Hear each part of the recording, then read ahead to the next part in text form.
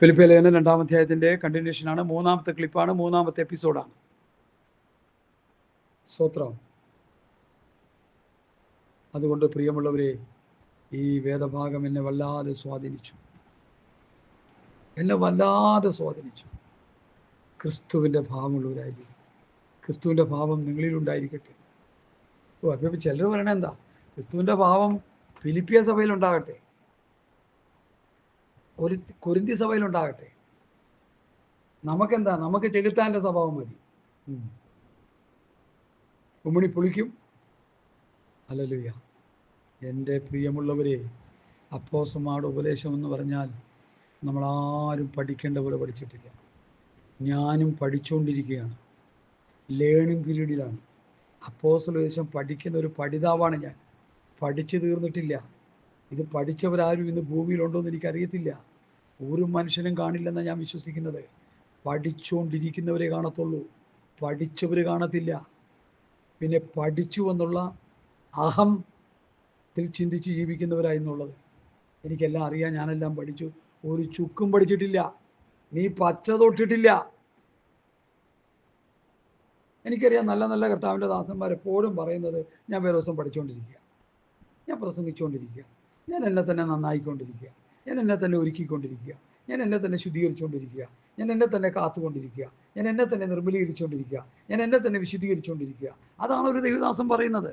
ഒരു ഭക്തൻ അങ്ങനെ പറയാൻ പറ്റുള്ളൂ, അപ്പുറം പറയാൻ പറ്റത്തില്ല. അപ്പുറം പറഞ്ഞാൽ മണ്ടത്തരത്തിൻ്റെ മണ്ടത്തരമാണെന്നേ ഞാൻ പറയത്തുള്ളൂ. ഞാനാണെങ്കിലും നിങ്ങളാണെങ്കിലും അങ്ങനെ. അപ്പോൾ നമുക്ക് ക്രിസ്തുവിൻ്റെ ഭാവമുള്ളവരായി തീരാം, ക്രിസ്തുവിൻ്റെ മനസ്സുള്ളവരായി നമുക്ക് തീരാം, ക്രിസ്തുവിൻ്റെ ദിവ്യ സ്വഭാവത്തിന് കൂട്ടാളികളായി തീരാം. അതാണ് ആ നല്ല ശമരിയക്കാരൻ. ലേവ്യം വന്നിട്ട് മാറിപ്പോയി. പിന്നെ അടുത്ത് വന്നാരാ? പുരോഹിതൻ. മാറിപ്പോയി. ലേവ്യനും പുരോഹിതനും എന്താ ശുശ്രൂഷ? ആലയത്തിൽ ശുശ്രൂഷ ചെയ്യുക, ഭയങ്കര ശുശ്രൂഷ. യോമാർ കിടന്ന് ശുശ്രൂഷിച്ച് വല്ലവരും ഗുണപ്പെട്ടോ? ഒരെണ്ണം ഗുണപ്പെട്ടില്ല. പ്രമാണം ഏറ്റുവാങ്ങിയ സെൻട്രൽ പാർട്സ് പോലും വഴിയിൽ വെച്ച് തൊഴിഞ്ഞുപോയി. തമ്പുരാൻ അവനെ കൊണ്ട് അടക്കിയെന്നാണ് വേദപണ്ഡിതന്മാർ പറയുന്നത്. കാരണം എന്താ? അടക്കിയ സ്ഥലം കിട്ടിക്കഴിഞ്ഞാൽ മോസസ് ഫണ്ടെന്നും പറഞ്ഞ് അവനെ വെച്ച് പൈസ പിരിക്കും. ഇത് പലരും ചെയ്യുന്ന പോലെ. ഇത് പിരിവാണല്ലോ, ഹോള് പണിയാൻ പിരിവ്. പാസ്റ്ററിന് 1 കോടി രൂപയുടെ കാറ് വാങ്ങിക്കൊടുക്കണം. എറണാകുളം പട്ടണത്തിലെ ഒരു വലിയ മെഗാ എന്താ പറയുക കൾട്ട് ചർച്ചിൻ്റെ പാസ്റ്ററിന് 1 കോടി രൂപയുടെ കാറ് മേടിച്ചു കൊടുത്തു. എന്താ കാര്യം? 1 കോടി രൂപയുടെ കാറ് ഞങ്ങളുടെ പാസ്റ്ററിന് ഇരിക്കട്ടെ, ഞങ്ങളുടെ പാസ്റ്റർ പ്രസംഗിച്ച് ഞങ്ങളെ നരകത്തിൽ കൊണ്ടുപോകുന്നതിന് ഞങ്ങളുടെ ഒരു സമ്മാനം. എന്ത് സമ്മാനം? എന്ത് സമ്മാനം? അരിയാഹാരം കഴിക്കുന്നവരും വേദോസ്തവം വായിക്കുന്നവരും വേദോസ്തവം പഠിച്ചുകൊണ്ടിരിക്കുന്നവരൊക്കെ ഇവിടെ ഉണ്ട്.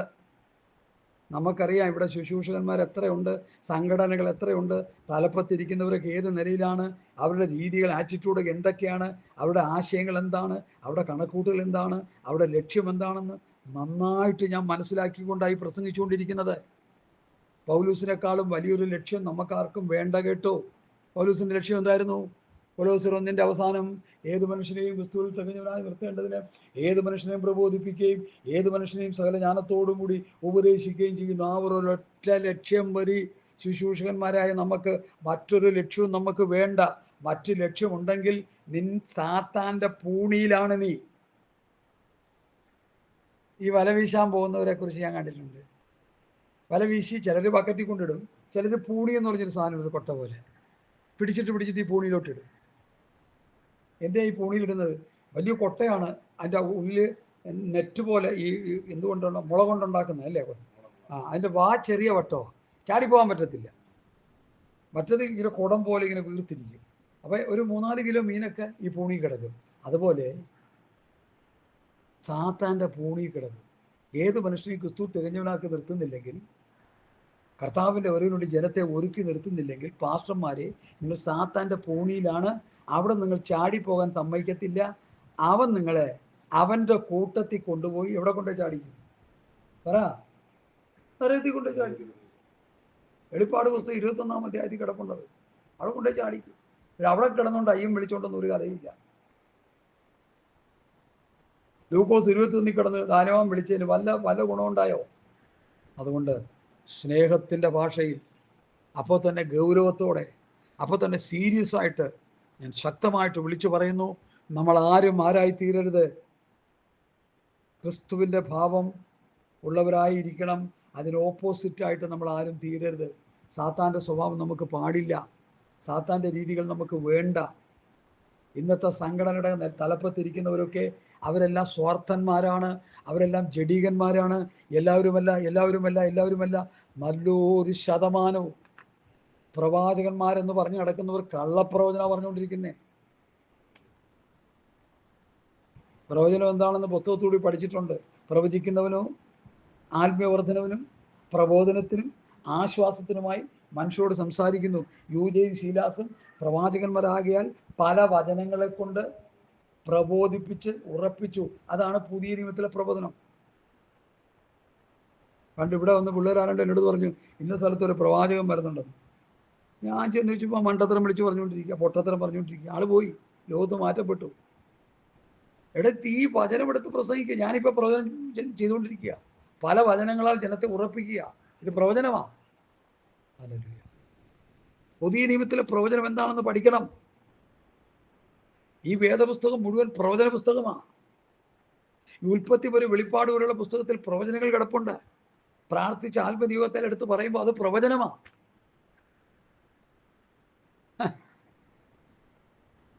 യൂദയും ശീലാസിനെ പോലുള്ള പ്രവാചകന്മാർ ആരാ ഉള്ളത്? പല വചനങ്ങളെ കൊണ്ട് പ്രബോധിപ്പിച്ചുറപ്പിക്കുന്ന പ്രവാചകന്മാർ ആരാ ഉള്ളത്? വചനം പറയുന്ന പ്രവാചകന്മാരതാ. പഴയ നിയമത്തിൽ കുറേ പ്രവാചകന്മാരുണ്ടായിരുന്നു. 450 പ്രവാചകന്മാർ പ്രവചിച്ചു. ഒരു രാജാവിനോട് പൊയ്ക്കോ, യുദ്ധത്തിൽ പോയി വിജയം വരിച്ചു വരുമെന്ന് പ്രവചിച്ചു. ഒരു കുഞ്ഞു പ്രവാചകൻ പറഞ്ഞു, നീ പോകും, പക്ഷെ നീ തിരിച്ചു വരത്തില്ലെന്ന് പറഞ്ഞു. അത് സംഭവിച്ചു. മനസ്സിലായോ? അതുകൊണ്ട് കള്ളപ്രവചനം പറഞ്ഞ്, ദുരുപദേശം പറഞ്ഞ്, വായി തോന്നുന്നതും മനസ്സിൽ തോന്നുന്നതൊക്കെ വിളിച്ചു പറഞ്ഞിട്ട് പ്രവചനമാണെന്ന് പറഞ്ഞ് ജനത്തെ പറ്റിച്ചു കൊണ്ടിരിക്കുന്ന ആരെങ്കിലും ഇത് കേൾക്കുന്നെങ്കിൽ ഇന്ന് രാത്രി ഈ പകലിൽ മടങ്ങി വരണം.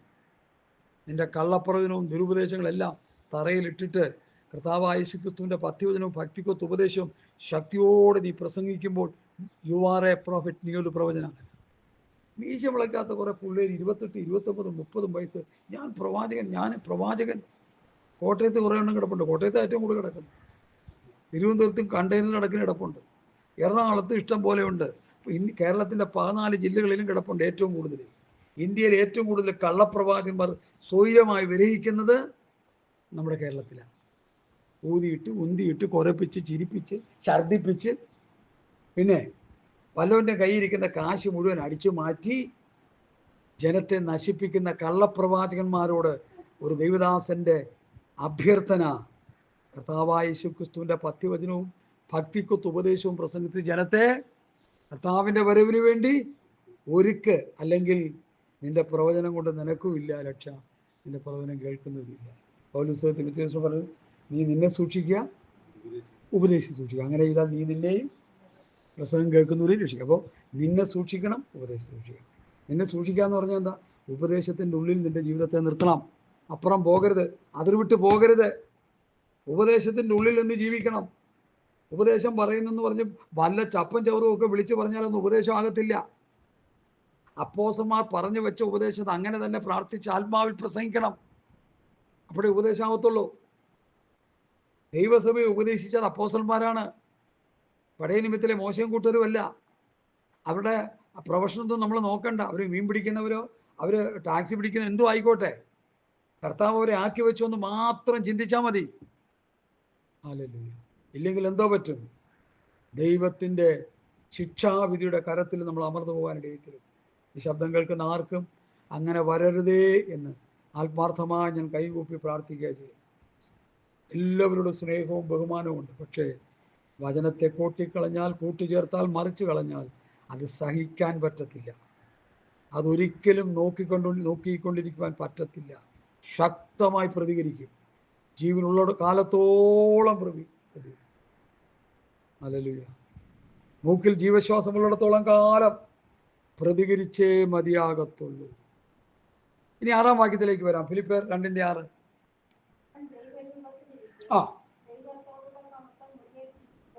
എന്ന് വിചാരിക്കാതെ ദാസരൂപം എടുത്ത് മനുഷ്യ സാദൃശ്യത്തിലായി തന്നെത്താൻ ഒഴിച്ച വേഷത്തിൽ മനുഷ്യനായിട്ട് വിളങ്ങി. തന്നെത്താൻ താഴ്ത്തി മരണത്തോളം മനുഷ്യരെ മരണത്തോളം തന്നെ അനുസരണമുള്ളവനായി തീർന്നു. മതി. 6, 7, 8 വാക്യമാണ് ഇപ്പോൾ വായിച്ചത്. അവൻ ദൈവരൂപത്തിലിരിക്കെ ദൈവത്തോടുള്ള സമത്വം മുറുകെ പിടിച്ചുകൊള്ളണം എന്ന് വിചാരിക്കാതെ. അപ്പൊ അതിന്റെ അർത്ഥം ദൈവത്തോട് സമത്വമുള്ളവനാണെന്നാണ്. ദൈവം തന്നെയാണ്. ഇന്ന് കുറെ കള്ളപ്രവാചകന്മാർ ഇറങ്ങിയിട്ടുണ്ട്, യേശു ക്രിസ്തുവിന്റെ ദൈവത്വത്തെ നിഷേധിക്കുന്നു. ഞങ്ങളുടെ കൂടെ കർത്താവിന്റെ ദാസന്റെ കൂടെ ദൈവവചനം പഠിച്ച ഒരു പാസ്റ്ററുണ്ട്. മഹാകള്ളപ്രവചനം ഇപ്പൊ പറഞ്ഞുകൊണ്ടിരിക്കുന്നത് മുഴുവൻ. യേശു ക്രിസ്തുവിന്റെ ദൈവത്വത്തെ നിഷേധിക്കുക പുള്ളി. എന്നിട്ട് ഞങ്ങളെ ഉപദേശിക്കാൻ വരിക. ഞാൻ പറഞ്ഞ ആ ഉപദേശമൊക്കെ മനസ്സിൽ വെച്ചേക്കാൻ പറ്റും. വേണ്ട, ഞങ്ങളെ ദൈവവചനം പഠിപ്പിച്ച ദൈവത്തിന്റെ ദാസൻ ഞങ്ങൾ ഉപദേശം പഠിപ്പിച്ചു, ഇനി വേറൊരു ഉപദേശം അതിന്റെ പുറത്ത് വേണ്ട. കാരണം പുള്ളി വല്ലയിടത്ത് ലാഭത്തിന് വേണ്ടി വല്ലവൻ്റെ കയ്യിരിക്കുന്ന കാശ് മേടിച്ചെടുക്കാനായിട്ട് ഉപദേശത്തൊന്ന് തിരിച്ച് മറിച്ച് കളഞ്ഞിട്ട് നമ്മളോട് സഖ്യത കൂടാൻ വരിക. ഞാൻ സമ്മതിച്ചില്ല, ഞാൻ എതിർത്ത് നിന്നു. ഗലാത്യ ലേഖനത്തിൽ പൗലോസ് എന്താ പറഞ്ഞേ?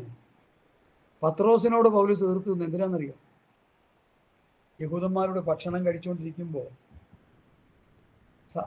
ചില പ്രിയപ്പെട്ടവർ വന്നു കഴിഞ്ഞപ്പോൾ ചാടി എഴുന്നേറ്റ് ഞങ്ങൾ അവരോട് കൂടി ഭക്ഷണം കഴിച്ചില്ല എന്നും പറഞ്ഞ് പത്രോസ് എഴുന്നേറ്റ് നിന്നു. ഞാനോട് ജാതികളോട് ഞങ്ങൾ ഭക്ഷണമൊന്നും കഴിച്ചു. പൗലോസ് കയറി അടക്കി കൂട്ടി ഒരു പിടി പിടിച്ചു. കുടുംബം പിടിയാ പിടിച്ചത്. യഹൂദനായ നീ അല്ല, ആ ഭാഗം തന്നെ വായിച്ച് കേൾപ്പിക്കുന്നതാണ് എനിക്ക് നല്ലതെന്ന് എനിക്ക് അങ്ങനെ വായിക്കുന്ന എനിക്കിഷ്ടം. ഞാൻ വായിച്ച് കേൾപ്പിക്കാം. ദൈവമക്കളെ, ഗലാത്യ ലേഖനത്തിലേക്ക് വരാം. പുസ്തകമുള്ളവരെല്ലാം ഗലാത്യ ലേഖനം എടുത്താട്ടെ. എന്നാൽ കേഫാവ് അന്ത്യോക്യയിൽ നിന്ന് വന്നാലേ അവരിൽ കുറ്റം കാണിക്കാൻ ഞാൻ അഭിമുഖമായവരോട് എതിർത്ത് നിന്നു. എന്തിനാണ് എതിർത്ത് നിന്നത്?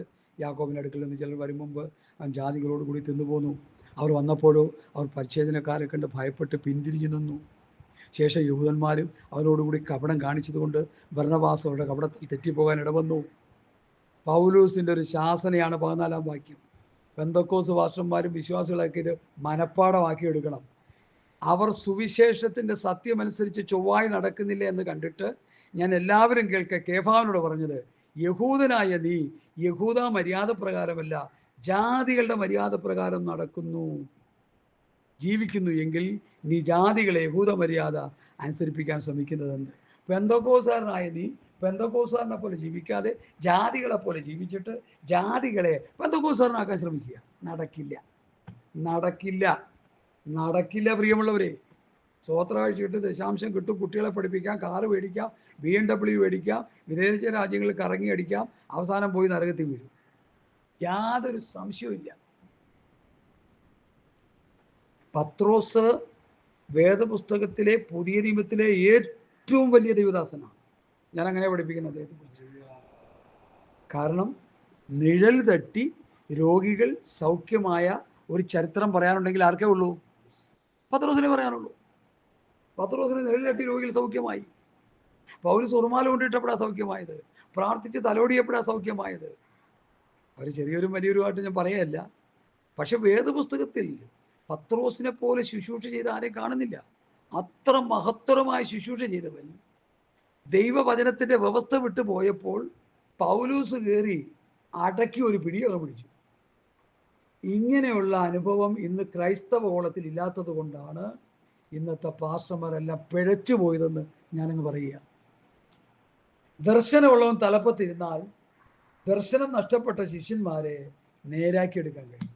ഇത് തലപ്പത്തിരിക്കുന്നവനും ദർശനമില്ല, തലപ്പത്തിരിക്കുന്നവനും കീഴേ ഉള്ളവനും വന്നവനും പോകുന്നവനും എല്ലാവനും ഒരുപോലെ കൊള്ളരുതാത്തവരായി തീർന്നു എന്ന പുസ്തകത്തിൽ എഴുതിയിരിക്കുന്ന പോലെ ആയിത്തീർന്നുകൊണ്ടാണ് ഇന്ന് പെന്തക്കോസ് ഗോളം ജീർണിച്ച് കിടക്കുന്നത്, അതപ്പതിച്ച് കിടക്കുന്നത്, ചീഞ്ഞ് നാറുന്നത്. ഇന്നത്തെ ക്രൈസ്തവ സമൂഹങ്ങളുടെ കൂട്ടത്തിൽ നമ്മുടെ പെന്തക്കോസ് ഗോളം ജീർണിച്ച് ചീഞ്ഞ് നാറി ദൂഷിച്ചു കിടക്കുന്നതിൻ്റെ കാരണം ദർശനം നഷ്ടപ്പെട്ട ശുശ്രൂഷ വൃന്ദങ്ങൾ സ്വത്രം എന്ത് ചെയ്യുക? തലപ്പത്ത് അധികാരം കൈയാളുകയാണ്. പോയി പ്രമാണം വാങ്ങാൻ മോശ പർവ്വതത്തിൽ പോയപ്പോൾ ആരാണ് ഈ ജനത്തെ നടത്തിയത്? അഹരോ. എന്തോ പറ്റി? 3000 പേരെ കൊന്നൊടുക്കി. വാളോട് വാളെടുത്ത് കൊല്ലാൻ പറഞ്ഞു മോശ വന്നപ്പോൾ. വിഗ്രഹാരാധികളായി, മുഴുവൻ ജനവും വിഗ്രഹാരാധികളായി. മോശ ഒരു ഓപ്ഷൻ വെച്ചു. എന്താണെന്നറിയാമോ? അത് അറിയാമോ? ഇല്ല. പുസ്തകം വായിച്ച് പഠിക്കും. യഹോവയുടെ പക്ഷത്തുള്ളവൻ മാറി നിൽക്കട്ടെ. ഉടനെ അവിടെ ഒരു ദൂത് പറയാനുണ്ട് കേട്ടോ, ശ്രദ്ധിച്ച് കേട്ടോണേ. ഗുണം പിടിക്കാത്ത അഹരോന്റെ വാക്ക് കേട്ട് സ്വർണ്ണാഭരണങ്ങളും മറ്റും വെള്ളിയും പൊന്നും ഒക്കെ എറിഞ്ഞു കൊടുത്തവര് ദൈവപുരുഷനായ മോശയുടെ വാക്ക് കേട്ട് ചാടി മാറി. അവർക്ക് രക്ഷ കിട്ടി. അല്ലാത്തവനൊക്കെ എന്ത് ചെയ്തു? വാളിന്റെ വായ്ത്തലയ്ക്കൽ വീഴാനിടയായി. ഗുണം പിടിക്കാത്ത ശുശ്രൂഷകന്മാരുടെ വാക്ക് കേട്ട് മുമ്പോട്ട് പോയിക്കൊണ്ടിരിക്കുന്ന ആരെങ്കിലും ഈ ശബ്ദം കേൾക്കുന്നെങ്കിൽ നിങ്ങൾ അപ്പോസ്തലന്മാരുടെ ഉപദേശം കേൾക്കുക. എൻ്റെ പ്രസംഗം കേൾക്കാൻ ഞാൻ പറയത്തില്ല. ഞാൻ അപ്പോസ്തലന്മാർ പറഞ്ഞത് മാത്രമേ എടുത്ത് പറയത്തുള്ളൂ. അത് നിങ്ങൾ കേട്ടാൽ നിങ്ങൾക്ക് രക്ഷപ്പെടാം. പ്രമാണം പരമേൽപ്പിച്ച മോശ പ്രമാണം വാങ്ങാൻ പോയപ്പോൾ പ്രമാണം ലഭിക്കാത്ത അഹരോൻ അധികാരം കയ്യാളി. 3000 പേര് നശിച്ചുപോയി. അതുകൊണ്ട് പ്രമാണം കർത്താവായ യേശുക്രിസ്തുവിൽ നിന്ന് ഏറ്റുവാങ്ങിയ അപ്പോസ്തലന്മാരുടെ ഉപദേശമാണ് ഈ പ്രസംഗിച്ചുകൊണ്ടിരിക്കുന്നത്. ഇത് കേട്ടാൽ നിങ്ങൾക്ക് രക്ഷപ്പെടാം, ഇല്ലെങ്കിൽ നിങ്ങൾ തന്നെ തീരുമാനിക്കാം. കാരണം സ്വർഗരാജ്യത്തിൻ്റെ സന്ദേശം അപ്പോസ്തലന്മാരാണ് ഏൽപ്പിച്ചത്. ദൈവരാജ്യം, സ്വർഗരാജ്യം എന്നീ പ്രസംഗങ്ങൾ കർത്താവും യോഹന്നാൻ സ്നാപകനും അപ്പോസ്തലന്മാരുമാണ് പ്രസംഗിച്ചത്. സ്വർഗരാജ്യത്തെക്കുറിച്ച് ആദ്യം പ്രസംഗിച്ചത് കർത്താവും യോഹന്നാൻ സ്നാപകനുമാണെന്നാണ് വേദപണ്ഡിതന്മാരുടെ അഭിപ്രായം. അത് കഴിഞ്ഞ് അപ്പോസ്തലന്മാർ പ്രസംഗിക്കാൻ തുടങ്ങി. ഇപ്പോൾ വന്ന് വന്ന് വന്ന് നിന്റെ കടം മാറ്റുന്നു, നിന്റെ കഷ്ടത മാറുന്നു, നിനക്ക് വിവാഹം വരുന്നു, നിനക്ക് വിസ വരുന്നു, നിനക്ക് എമിഗ്രേഷൻ ശരിയാകുന്നു, നിന്റെ പഴയ കാറ് മാറ്റി പുതിയ കാറ് തരുന്നു, നിന്റെ സൈക്കിള് മാറ്റി ബുള്ളറ്റ് തരുന്നു. ഇതാണ് ഇന്നത്തെ പ്രസംഗം. വേറൊരു ബിരുദൻ ഞങ്ങളുടെ പട്ടണത്തിൽ കിടന്ന് പ്രസംഗിക്കുന്നുണ്ട്. പിശാച് അടിച്ചുകൊണ്ട് പോയതൊക്കെ തിരിച്ചു തരുന്നൊരു കർത്താവിനെ പ്രസംഗിക്കുക. അവൻ എങ്ങനെയുണ്ട് ഇപ്പം എങ്ങനെയുണ്ട്? ഇതൊക്കെ കേട്ട് മന്നിച്ചിരിക്കുകയാണ് ഇന്നത്തെ വിശ്വാസികൾ. അതുകൊണ്ട് എനിക്ക് പറയാനുള്ളത്, ഈ പ്രസംഗം നിങ്ങൾ കേട്ടില്ലേലും കുഴപ്പമില്ല. അപ്പോസ്തലന്മാരുടെ ഉപദേശവും പ്രസംഗങ്ങളും നിങ്ങൾ വായിച്ചു പഠിക്കുക. ഞങ്ങൾ വാക്കിനാലോ ലേഖനത്താലോ തന്ന പ്രമാണങ്ങളെ മുറുകെ പിടിച്ചുകൊള്ളുവിനെന്ന് 2 തെസ്സലോനി 2:15 എഴുതിയിരിക്കുന്ന വാക്യപ്രകാരം വാക്കിനാൽ തന്ന പ്രമാണം പ്രവൃത്തി പുസ്തകവും, ലേഖനങ്ങളിലൂടെ തന്ന പ്രമാണം റോമാലേഖനം മുതൽ യൂദയുടെ ലേഖനം വരെ, അല്ലെങ്കിൽ വെളിപ്പാട് പുസ്തകം 1, 2, 3 അധ്യായങ്ങൾ വരെ. 4-ാം അധ്യായത്തിൽ സഭ സ്വർഗത്തിലാണ്. അത് നമ്മൾ വായിച്ച് പഠിച്ചാൽ നമുക്ക് രക്ഷപ്പെടാം. അതുകൊണ്ട് എല്ലാവരും ഇന്നു മുതൽ വാക്കിനാൽ ലേഖനത്താൽ തന്ന പ്രമാണം ഒരു 10-200 പ്രാവശ്യങ്ങളെ കൊണ്ട് വായിച്ച് പഠിക്ക്. നിങ്ങൾക്ക് രക്ഷപ്പെടാൻ ദൈവം നിങ്ങളെ ഇടയാണ്. വായിച്ച് പഠിച്ചു കഴിഞ്ഞാൽ സത്യം നിങ്ങളുടെ ഹൃദയത്തിൽ ദൈവം പ്രകാശിപ്പിക്കും, പേസ്റ്റ് ചെയ്യും. ലാപ്ടോപ്പിലൊക്കെ കണ്ട ചപ്പും ചവളും ചീഞ്ഞളിഞ്ഞ കാര്യങ്ങൾ നമ്മുടെ കുട്ടികൾ പേസ്റ്റ് ചെയ്ത് കൊണ്ട് നടക്കുന്ന പോലെ ഹൃദയമെന്ന മാംസപ്പലകയിൽ ഈ പത്യവചനം, പത്യോപദേശം പേസ്റ്റ് ചെയ്യൂ. അത് നിങ്ങളെ രക്ഷിക്കും. ആ വചനം നിങ്ങളെ രക്ഷിക്കും. ആ തിരുവെഴുത്തിന് എന്തുണ്ട്? ശക്തിയുണ്ട്. ക്രൂശിന്റെ വചനം നശിച്ചു പോകുന്നവർക്ക് മോക്ഷത്തിൽ, രക്ഷിക്കപ്പെടുന്ന നമുക്ക് ദൈവശക്തി. അപ്പോൾ പൗലോസ് എന്ത് ചെയ്തു? സുവിശേഷത്തിൻ്റെ സത്യം നിങ്ങളോടുകൂടി നടക്കേണ്ടതിന്, നിങ്ങളോടുകൂടി നിലനിൽക്കേണ്ടതിന് ഒരു നാഴിക പോലും മടങ്ങിക്കൊടുത്തില്ല. പ്രമാണികളായവരോ, അവർ പണ്ട് എങ്ങനെയുള്ളവരായിരുന്നാലും എനിക്ക് ഏതുമില്ല. ദൈവം മനുഷ്യൻ്റെ മുഖം നോക്കുന്നില്ല. പത്രോസിനെ കുത്തിനു പിടിച്ച് പത്രോസിൻ്റെ തെറ്റ് അവന് ബോധ്യപ്പെടുത്തി കൊടുത്തു. പത്രോസിൻ്റെ 2-ാം ലേഖനത്തിൽ പൗലോസ് സാക്ഷ്യം പറഞ്ഞു. എന്ത് സാക്ഷ്യം പറഞ്ഞു? പൗലോസ് തനിക്ക് ലഭിച്ച ജ്ഞാനത്തിൽ നിന്ന് എഴുതിയിട്ടുണ്ട്. പല ഗ്രഹിപ്പാൻ പ്രയാസമുള്ളത് പലതും. അറിവില്ലാത്തവർ, വസ്തുരന്മാരുമായവർ ശേഷം തിരുവെഴുത്തുകളെ പോലെ കോട്ടിക്കളയുന്നു എന്ന് പൗലോസിൻ്റെ പ്രബോധനങ്ങളെ പത്രോസ് സാക്ഷ്യപ്പെടുത്തുന്നു. അത് ജീവന്റെ വചനങ്ങളാണ്, വിലയേറിയ തിരുവെഴുത്തുകളാണ്. പൗലോസ് തന്നെ പറയുന്നുണ്ടല്ലോ, 1 കൊരിന്ത്യർ 14:37. എന്താണ് ആ വാക്യം? കാണാതെ പറഞ്ഞ്, നീ പ്രവാചകനായിരിക്കാം, ആത്മികനായിരിക്കാം, ഞാൻ എഴുതുന്നത് ദൈവത്തിൻ്റെ കൽപ്പന. പൗലോസ് എഴുതുന്നത് കൽപ്പന. പത്രോസ്, യോഹന്നാൻ, യാക്കോബ്, യൂദ, 5 അപ്പോസ്തലന്മാർ തരുന്നത് കൽപ്പന, കൽപ്പന, കൽപ്പന. ആ നിലയിൽ നമ്മൾ പഠിച്ചെടുത്തില്ലെങ്കിൽ നമ്മൾ കുഴഞ്ഞത് തന്നെ. ഹല്ലേലൂയ. ഞാൻ ഫിലിപ്പിയ ലേഖനത്തിലേക്ക് വരികയാണ്. സ്തോത്രം.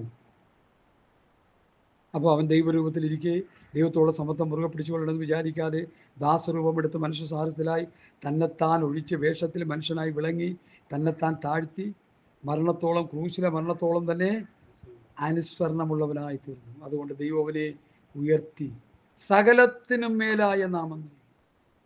അങ്ങനെ യേശുവിൻ്റെ നാമത്തെങ്കിൽ സ്വർലോകരുടെയും ഭൂലോകരുടെയും അധോലോകരുടെയും മുഴങ്കാലൊക്കെയും മടങ്ങുകയും എല്ലാ നാവും യേശു കർത്താവ് തന്നെ, യേശു കർത്താവ് എന്ന് പിതാവാം ദൈവത്തിൻ്റെ മഹത്വത്തിനായി ഏറ്റുപറയുകയും ചെയ്യേണ്ടി വരും.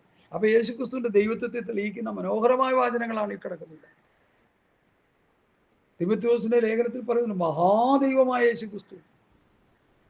100 വാക്യങ്ങൾ യേശുക്രിസ്തുവിൻ്റെ ദൈവത്വത്തെ തെളിയിക്കുന്നത് പഴയ നിയമത്തിൽ നിന്നും പുതിയ നിയമത്തിൽ നിന്നും എനിക്ക് നിങ്ങളോട് എടുത്ത് തരാനുണ്ട്. എനിക്ക് സമയത്തിൻ്റെ ദൗർലഭ്യം കൊണ്ട് ഞാൻ അതിലേക്ക് പോകുന്നില്ല.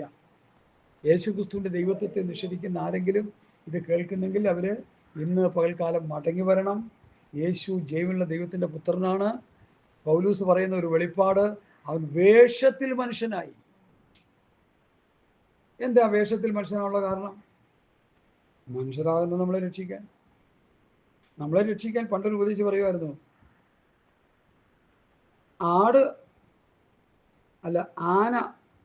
ആന കുഴിയിൽ വീണാൽ ആ കുഴിയിൽ വീണ കുഞ്ഞാനെ രക്ഷിക്കാൻ ആര് വരണം? ആന തന്നെ വരണം. ആടിനെ കൊണ്ട് രക്ഷപ്പെടുത്താൻ പറ്റുമോ? ആട് പിടിച്ച് വലിക്കുമ്പോൾ ആടും കൂടി ആ കുഴിയിലോട്ട് വീഴും. അതേസമയത്ത് നല്ലൊരു ഒരു ഗജവീരൻ, ഒരു ആനയും കൊണ്ട് വന്ന് ആ കുഞ്ഞാനയെ കെട്ടി വലിച്ചു പൊക്കി ഏതെങ്കിലും നിലയിൽ വെക്കും. മനുഷ്യനെ രക്ഷിക്കാൻ മനുഷ്യ വേഷത്തിൽ കർത്താവ് വന്നാലേ നടക്കുള്ളൂ. അതുകൊണ്ട് ആ പൗലോസ് പറയുന്ന ആ ഭാഷാശുദ്ധി നമ്മൾ ശ്രദ്ധിക്കുക. വേഷത്തിൽ അവൻ മനുഷ്യനായി, അവൻ ജീവനുള്ള ദൈവമായിരുന്നു. അവൻ ദൈവത്തോടുള്ള സമത്വം മുറുകെ പിടിച്ചുകൊണ്ട് ഇരുന്നെങ്കിൽ നമുക്ക് രക്ഷയില്ല. അതുകൊണ്ട് അവൻ വേഷത്തിൽ മനുഷ്യനായി. അതുകൊണ്ട് അവൻ മനുഷ്യന്റെ വേഷം എടുത്തു. കൂടുതൽ ആ ഭാഗത്തേക്ക് ഞാൻ പോകുന്നില്ല, സമയത്തിൻ്റെ ദൗർലഭ്യം കൊണ്ട്. അതുകൊണ്ട് ദൈവം അവനെ ഉയർത്തി സകലത്തിന് നേരായ നാമം നൽകി. എല്ലാ നാവും യേശു കർത്താവ് എന്ന പിതാവാം ദൈവത്തിൻ്റെ മഹത്വത്തിനായി ഏറ്റുപറയും ചെയ്യേണ്ടി വരും. ഇനി അടുത്ത് 12ാമത്തെ വാക്യം വായിച്ചാൽ. ആമേൻ, ആമേൻ.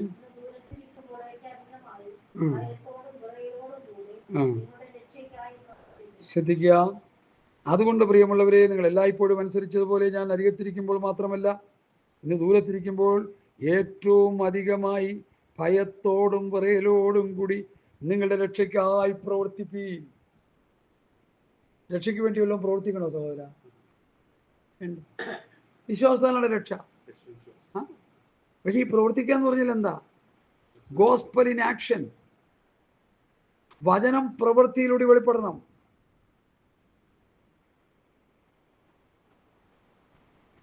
എടുക്കാം യാക്കോബിൻ്റെ ലേഖനം.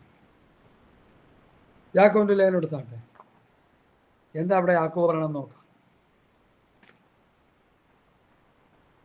ഹല്ലേലൂയ. യാക്കോബിൻ്റെ ലേഖനം ശ്രദ്ധിക്കാതെ മക്കളെ, വളരെ ആത്മീകമായ മർമ്മങ്ങളടങ്ങിയ വേദഭാഗങ്ങളാണ് നമ്മൾ ഈ ധ്യാനിച്ചുകൊണ്ടിരിക്കുന്നത്.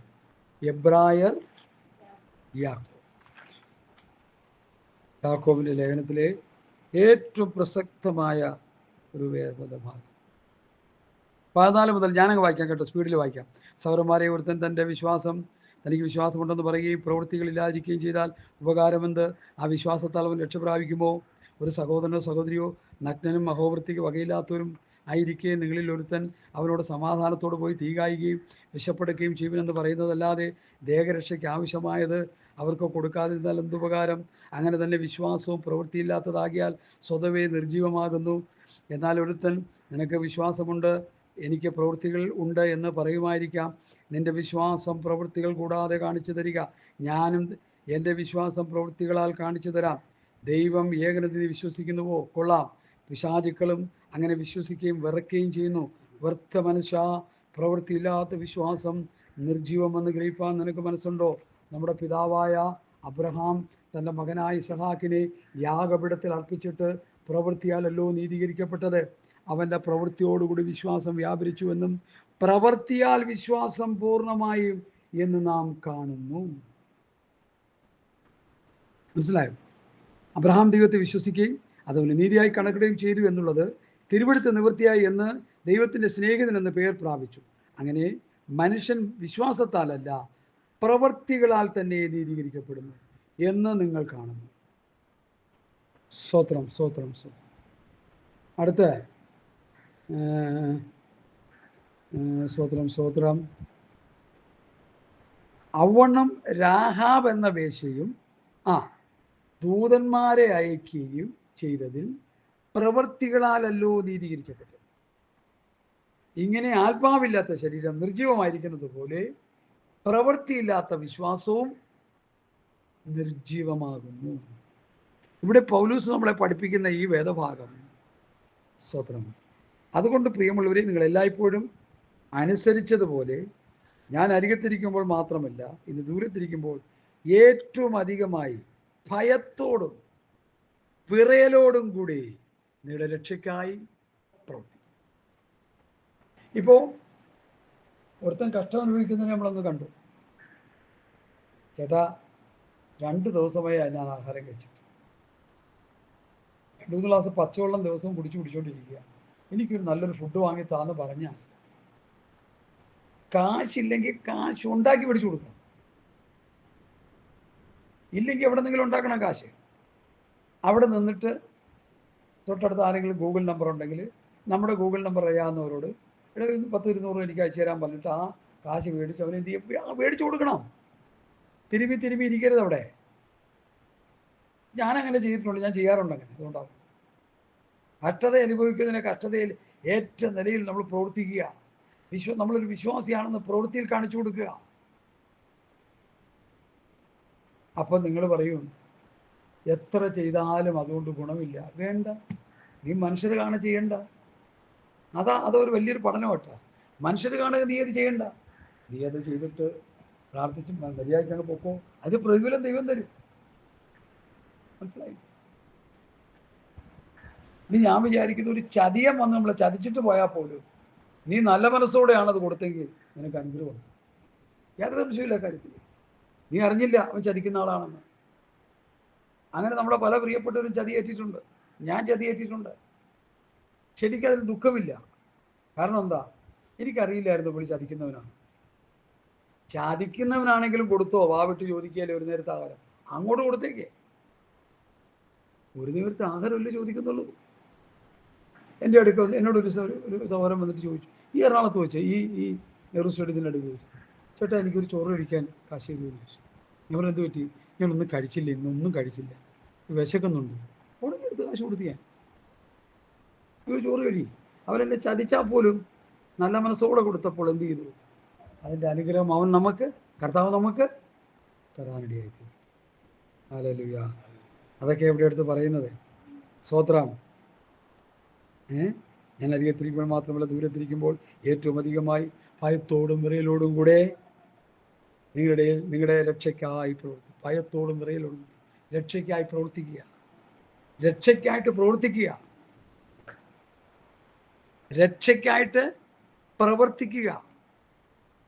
രക്ഷാപൂർത്തിയിലേക്ക് വരണമെങ്കിൽ ഈ വചനം കേൾക്കുകയും അതനുസരിക്കുകയും അത് ജീവിത കർമ്മപദത്തിൽ കൊണ്ടുവരുമ്പോൾ, പ്രവൃത്തി പദത്തിൽ കൊണ്ടുവരുമ്പോൾ മാത്രമേ നമ്മൾ രക്ഷപ്പെടുന്നുള്ളൂ. കേട്ടത് അധികം ശ്രദ്ധയോടെ കരുതിക്കൊള്ളേണ്ടത് ആവശ്യം. കേട്ട് ഹൃദയത്തിൽ കരുതിയിട്ട് എന്താ കാര്യം? ഇത് കേട്ട് ഹൃദയത്തിൽ കരുതിയിട്ട് എന്താ കാര്യം? എബ്രായർ 4:1 വായിച്ചേ. എബ്രായർ 4:1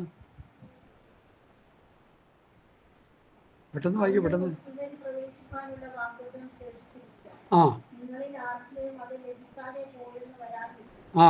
ഭയപ്പെടുവേ. അവരെ പോലെ, ഇസ്രായേൽ മക്കളെ പോലെ നാം ഒരു സദവർത്തമാനം കേട്ടവരാകുന്നു. നമ്മൾ കേട്ടത് സുവിശേഷം. കേട്ടവർ വിശ്വാസമായി പരിണമിക്കായ കൊണ്ട് കേട്ട വചനം അവർക്ക് ഉപകാരമായി വന്നില്ല. കേട്ട വചനം വിശ്വാസമായി പരിണമിച്ചില്ല. കേട്ട വചനം ഉപകാരമായി വന്നില്ല. വചനം കേട്ടു, അനുസരിച്ചില്ല, ജീവിതത്തിൽ പകർത്തിയില്ല, അത് പ്രായോഗിക നിലവാരത്തിൽ കൊണ്ടുവന്നില്ല. ഉപദേശം കേൾക്കുന്നു, അതനുസരിക്കാൻ കഴിയുന്നില്ല. തന്നിമിത്തം എന്ത് പറ്റുന്നു? പ്രവൃത്തിപഥത്തിലേക്ക് വരാതെ അവര് അനുഗ്രഹം പ്രാപിക്കാൻ കഴിയാതെ അവർ നഷ്ടപ്പെട്ടു പോവുക ചെയ്യുന്നു. പ്രിയമുള്ളവരെ, നമുക്കത് സംഭവിക്കരുത്. ഹല്ലേലൂയ. അതുകൊണ്ട് ഞാൻ വളരെ നല്ല നിലയിൽ വിളിച്ചു പറയുന്നു, കേട്ട വചനം നമുക്ക് ഉപകാരമായി വരട്ടെ. കേട്ട ഉപദേശം നമുക്ക് ഉപകാരമായി വരട്ടെ. ഹല്ലേലൂയ. വചനം കേൾക്കുക മാത്രമല്ല, അത് ചെയ്യുന്നവരായിരിക്കുവാൻ കർത്താവ് നമ്മോട് ആവശ്യപ്പെടുകയാണ്. ഹല്ലേലൂയ. ദൈവവചനം നമ്മളെ പ്രബോധിപ്പിക്കുക. ഉപദേശം കേട്ടതുകൊണ്ടായില്ല, അത് ജീവിതത്തിൽ പകർത്തണം, അത് ക്രിയാത്മകമായ നിലയിൽ കൊണ്ടുവരണം, അത് ആക്ഷനായി വരണം, അത് പ്രവൃത്തിപഥത്തിൽ കൊണ്ടുവരണം. രക്തസ്രാവക്കാരി സ്ത്രീ എന്ത് ചെയ്തു? യേശുവിനെ കുറിച്ചുള്ള വർത്തമാനം കേട്ടു. ആ വർത്തമാനം കേട്ടിട്ട് എന്ത് ചെയ്തു? കൊള്ളാം, നല്ല കർത്താവാണെന്നും പറഞ്ഞ് വീട്ടിൽ പോയി കിടന്നോ? വർത്തമാനം കേട്ടു, ഇനി യേശുവിൻ്റെ അടുക്ക പോകണം. ചെന്നു, തൊട്ടു, സൗഖ്യം പ്രാപിച്ചു. കർത്താവ് എന്താ പറഞ്ഞേ? സ്ത്രീയെ, നിന്റെ വിശ്വാസം നിന്നെ രക്ഷിച്ചു. കർത്താവിന് ശക്തി പുറപ്പെട്ടു, അത് ഓക്കെ.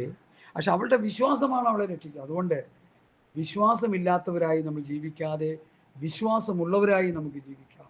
കേട്ട വചനം വിശ്വാസമായി പരിണമിക്കട്ടെ, അത് പ്രവൃത്തിപഥത്തിലേക്ക് കൊണ്ടുവരട്ടെ. അതാണ് ഇവിടെ കർത്താവ് പറയുന്നത്. അതുകൊണ്ട് പ്രിയമുള്ളവരെ, നിങ്ങളെല്ലായ്പ്പോഴും അനുസരിച്ചതുപോലെ ഞാൻ അരിയത്തിരിക്കുമ്പോൾ മാത്രമല്ല, ഇത് ദൂരത്തിരിക്കുമ്പോൾ ഏറ്റവും അധികമായി ഭയത്തോടും വിറയലോടും കൂടി നിങ്ങളുടെ രക്ഷയ്ക്കായി പ്രവർത്തിപ്പീൻ. ഇച്ഛിക്കുക എന്നതും പ്രവർത്തിക്കുക എന്നതും നിങ്ങളിൽ ദൈവമല്ലോ തിരുവള്ളം ഉണ്ടായി പ്രവർത്തിക്കുന്നത്. വക്രതയും കോട്ടമുള്ള തലമുറ നടുവിൽ നിങ്ങൾ അനന്യരും പരമാർത്ഥികളും ദൈവത്തിൻ്റെ നിഷ്കളങ്ക മക്കളും ആകേണ്ടതിന് എല്ലാ പിറുപിറുപ്പും വാദം കൂടാതെ ചെയ്യുവീൻ.